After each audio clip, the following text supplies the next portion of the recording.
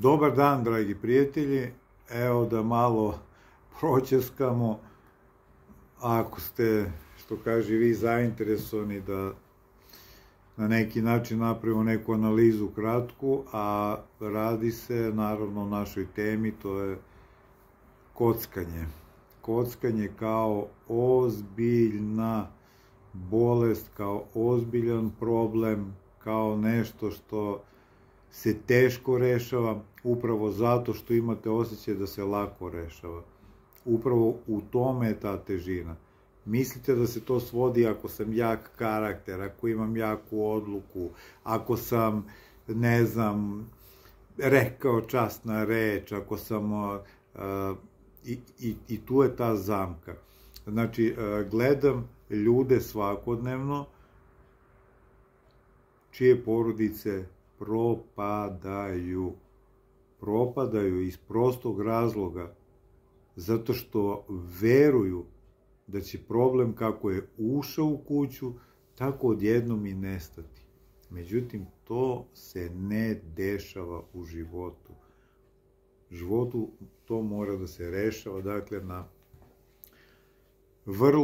vrlo ozbiljan način, a to je isključivo znanje, ali znanje ne samo za osobu koja je u problemu, znanje i za članove porodice koji su uključeni u taj proces rešavanja problema. Jer džaba ako ja gasim vatru, a da je neko drugi pali, onda gasim tamo, a on je pali ovde, onda ja ga iz najbolje namere, a neko dođe sa kanisterom benzina i polije vatru da ugasi, ono bukne i tako dalje. To se dešava, dakle, vi dobro znate o čemu vam ja govorim. Te odluke sve koje vi donosite, sada je kraj godine, pa se onda donosi, evo od sledeće godine ću ja drugačije. To, nažalost, vrlo brzo, već tokom januara, kraj januara, već padaju te odluke, jer nisu na zdravim temeljima zasnovane. One su zasnovane samo na željama, a ne na znanju. Znači, ne na znanju. Znanje je bitno, dakle, skroz da bi to bilo okej. Nažalost, u jednoj misiji na samom početku svetskog prvenstva u fudbalu rekao sam da neki ljudi neće dočekati živi kraj prvenstva. Naravno, mislio sam usled problema sa kockanjem, jer je to i bila tema same emisije. Nažalost, ja znam 4 osobe koje su izgubile život upravo zbog problema sa kockanjem tokom ovog prvenstva do sada. Verovatno, ako ja znam za 4 osoba, verovatno da je to u celoj regiji sigurno 100, ako ne i više, dakle, osoba, jer ja znam samo ono što mi vi javite ili što negdje iz prve ruke mogu da dobijem ili to je tako. Ali, znači, jedan ljudski život je veliki da se izgubi zbog posledica neumerenog kockanja, zbog pritiska koji je neizdrživ, zbog čitavog haosa koji se stvori zbog samog kockanja i zbog svega ostalog. Verujem da će mnogi od vas doneti odluke raznorazne, neki će doneti odluke da kao smanje kockanje, mnogi ćete reći probat ću opet i dalje sopstvenim sredstvima, sopstvenim alatima, sopstvenim znanjem, i to je okej. Ono što sam uvek govorio, imate klipove unazad, dakle, uvek sam govorio da je to potpuno okej i da možete da probate sami. Međutim, a ukoliko to vidite da ne ide, probajte da pronađete model, da dobijete znanje i da onda uz pomoć znanja, sa razumevanjem, to rešite. Gledali ste, znači, sada ove tekme, pratite u životu šta se dešava i tako dalje. Znanje je velika stvar, znanje je moć.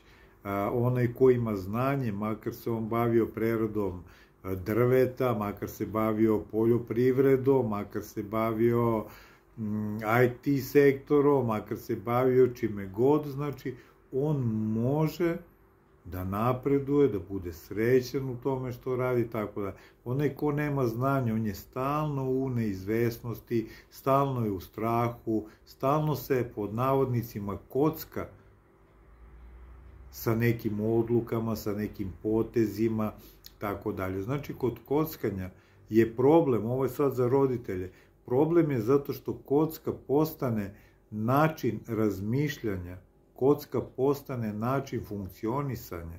Ne svodi se samo na ono, uplatio sam tiket, lupao sam aparate, igrao sam rulet, već šta god, nego znači, aha, kockam se sa odlukama na poslu, kockam se sa tim da li će me neko uhvatiti u nekoj laži, kockam se sa tim da i tako da.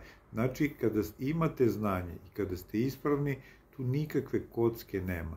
Znam, mnogi će reći, pa da li ko ne rizikuje, taj ne profitira i tako dalje. Verovatno da ima istine u tome, ne znam, ali opet taj rizik je bitno da znanjem svedete, da ne bude rizik 80%, da bude rizik 10%. Vi ste mnogo zaštićeni u toj opciji. Znači, vodite računa, ukoliko primetite jednu stvar, a to je da se kockate sa donošenjem odluka raznoraznih, i po dva, ako primetite da ste počeli da lažete oko nebitnih stvari, znači u zagradi da izmišljate neke stvari, da ga govorite o nečemu što nema veze, dakle, sa stvarnim dešavanjem, znači tu vam je pokazatelj da je impuls kockarski na vrlo, vrlo visokom nivou. Znači, to su vam dva pokazatelja da ste, ono što bi narod rekao, debelo i ozbiljno u problemu.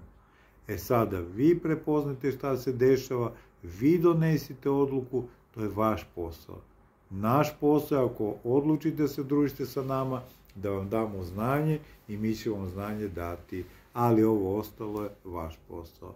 Eto, ja vas pozdravljam puno, želim vam da uživate još ovih par dana u ovom prvenstvu, koliko ima, i da kasnije, naravno, uživate u praznicima i ako slavite, naravno, da vam sve to prođe u miru, u zdravlju, radosti i veselju, kako treba da bude.